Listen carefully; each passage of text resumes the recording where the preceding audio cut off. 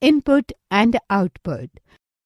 Python provides two commonly used functions, input and output, for input and output. The input function takes the user's input while a program executes. The general syntax of the input function is as follows. Here, prompt is the string or message we wish to display on the screen. Example: the print function.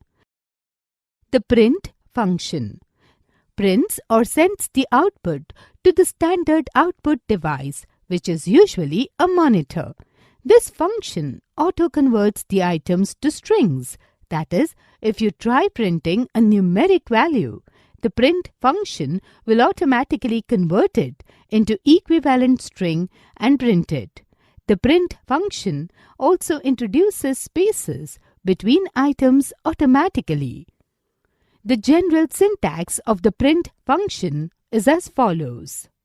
For example, print, double quotes, Python is easy. Let's create a program to use the input and print functions.